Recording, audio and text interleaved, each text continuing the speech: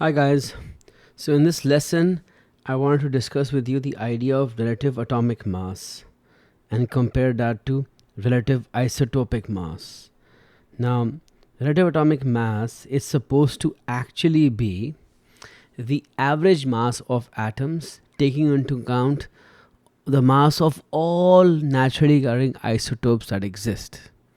So you could really think of it that the relative atomic mass is literally the total mass of all isotopes, all atoms of the isotopes of an element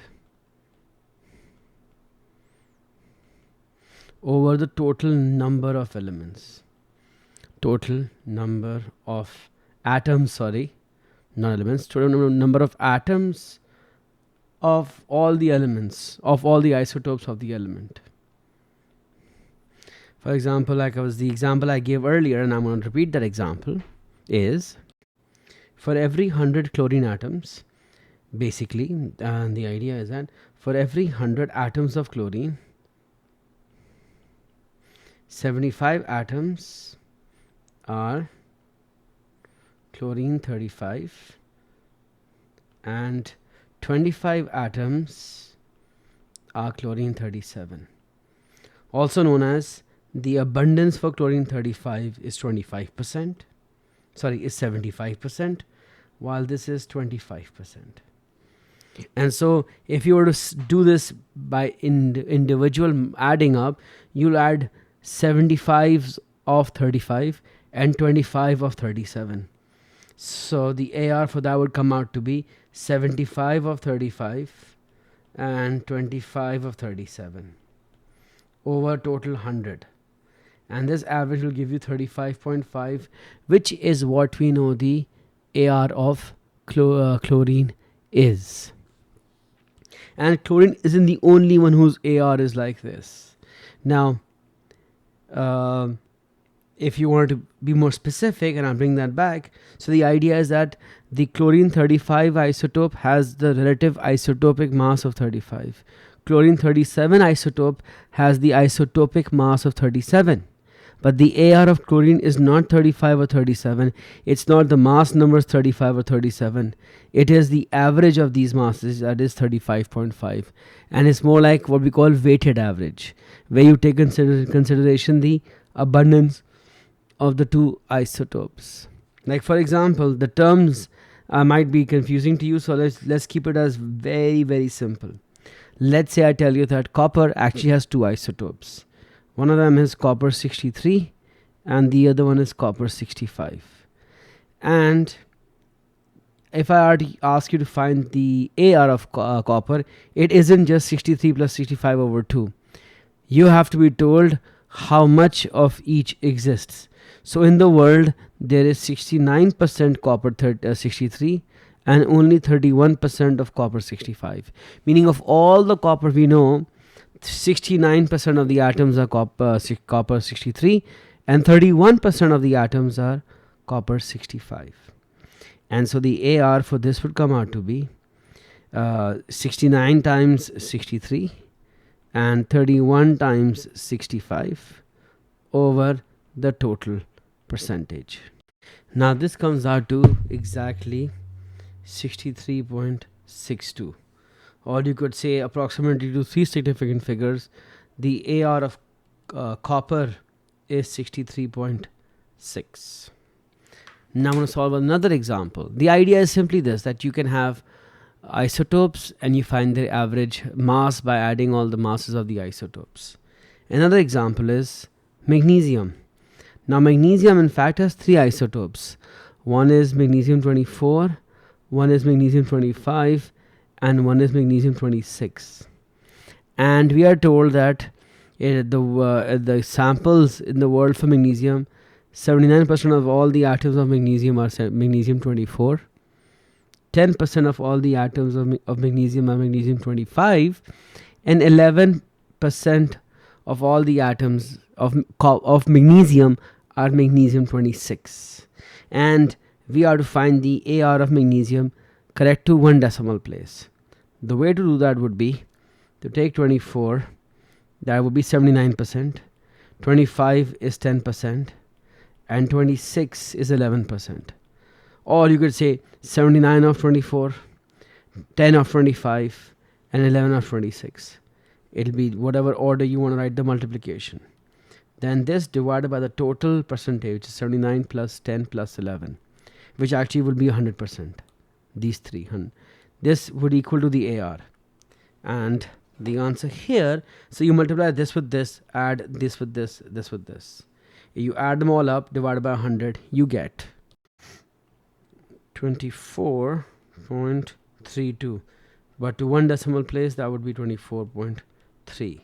So even though the mass numbers of magnesium vary because of the isotopes, there is magnesium 24, magnesium 25, magnesium 26. The AR is the weighted average. It is the average of all the isotopes of the element. So that's why mass numbers will always be whole numbers, because they're a count.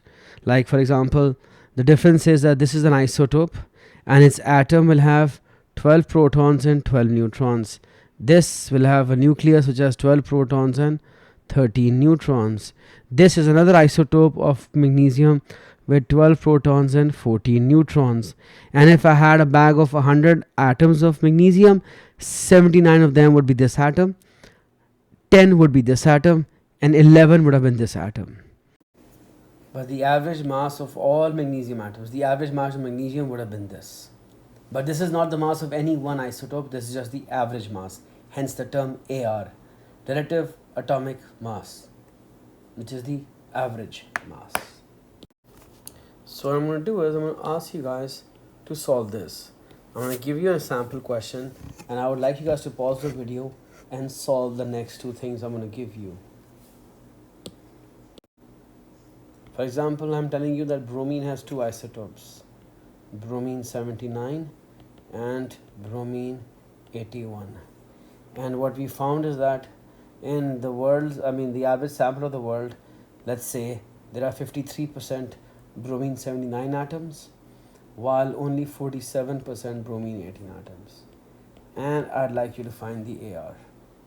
So I want you to pause here, solve this, and then after solving it, play the video from this part where I will show you how to answer this question. So at this stage, I'd suggest please pause this video.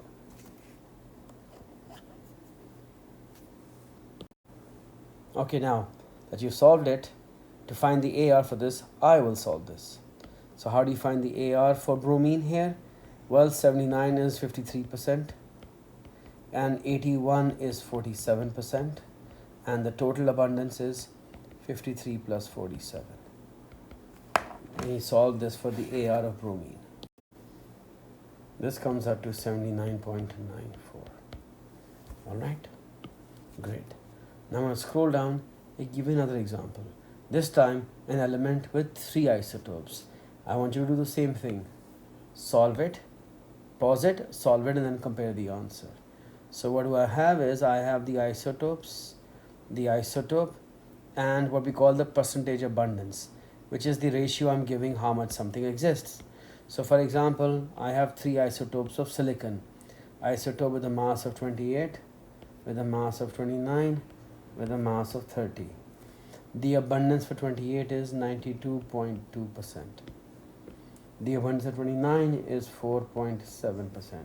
And for 30 is 3.1%. And then find the AR of silicon. Now again, pause this video, solve this question, and then play this again, so you'll get the answer. I'll just solve it then.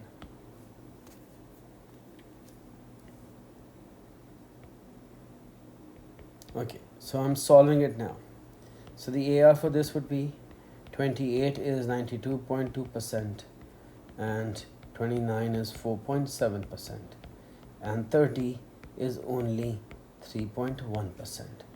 All of this is over 100%, I'm assuming, but let's add them up because the percentages have to add up to make 100. And so the answer for all of this math would be 28.1 if I correct this to one decimal place. So this is the AR of silicon. All right. And you realize that most elements have ARs which are decimals, not whole numbers. But your periodic table in the O levels, the only one that's given in decimals is chlorine. But we don't, because we want to keep the math easy. But when you graduate to A levels, you'll get data periodic tables where you'll get the AR of silicon is 28.1. Okay, so the periodic table will show you 28, because periodic tables for O levels show you the mass rounded off to one whole number. So this rounded off to a whole number is still 28. The previous, if you check bromines in the periodic table, it would say 80, not because 79 and 81 is 80, it's because this rounded off to the next nearest whole number is 80. Why is magnesium? Magnesium is actually, when you look at the periodic table, you'll see magnesium is 24, which isn't because it is the only isotope. It's because this correct to the nearest whole number is 24, sorry. The same thing with, we've done on copper. Copper is given as 64 even though it's 63.6, not a whole number. But it's given as 64 because it's rounded off to the nearest whole number. The only one they don't round off is chlorine, just that they leave one there as an example for you. Now, this shouldn't be that difficult for you to follow. It's a pretty straightforward process.